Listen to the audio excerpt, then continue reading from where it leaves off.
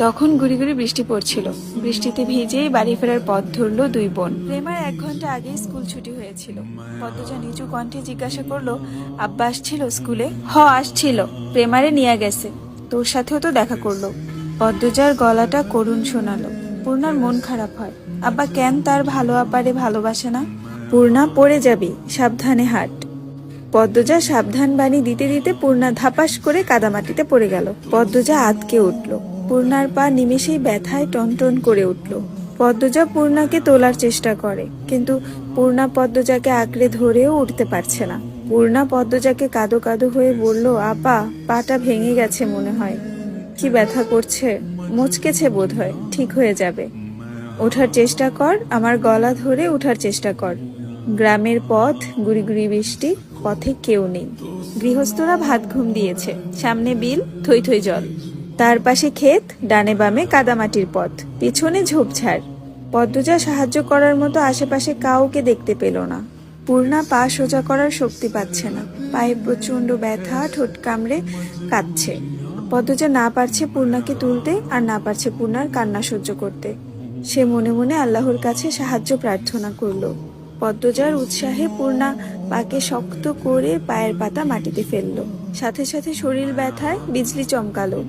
আপারে, পারছি না, আমার পা শেষ, মরে যাব আমি। এসব বলিস না, পায়ের ব্যথায় কেউ মরে না। আহত পা ফুলে 2 ইঞ্চি উঁচু হয়ে গেছে। তা দেখে আতঙ্কে পদ্মজার চোখ মুখ নীল হয়ে যাচ্ছে। তার কান্না পাচ্ছে খুব। পদ্মজা পূর্ণার পায়ে আলতো করে চাপ দিতেই পূর্ণা চেঁচিয়ে উঠল, একটু সাবধানে হাঁটলে কি হতো? ইস, এখন কত কষ্ট হচ্ছে। আপা, পা ব্যথায় খেয়ে নিচ্ছে। পদ্মজা খুব কাছে পায়ের শব্দ পেল। চৌকিতে চোখ তুলে তাকালো ক্ষেতের দিকে। মুহূর্তেই ঠোঁটে হাসি ফুটে উঠল। পদ্মজা পূর্ণাকে বলল, পূর্ণা, আম্মা আসছে। হেমলতাকে দেখে পূর্ণার কলিজায় পানি এলো। মনে হলো মাকে দেখেই ব্যথা অনেকটা কমে গেছে। হেমলতা ছুটে আসেন, পূর্ণার মাথায় হাত বুলিয়ে বলেন, কিছু হয়নি, এসব সামান্য ব্যাপার। এরপর পদ্মজাকে বললেন, তুই বইগুলো নে। হেমলতা এদিকে তার সেলাই করা কাপড় দিতে এসেছিলেন, যার কাপড় সে অসুস্থ বলে নিতে যেতে পারেনি। বাড়িতেও কোনো কাজে মন টিকছিল না, তাই ছাতা নিয়ে বেরিয়ে পড়েন।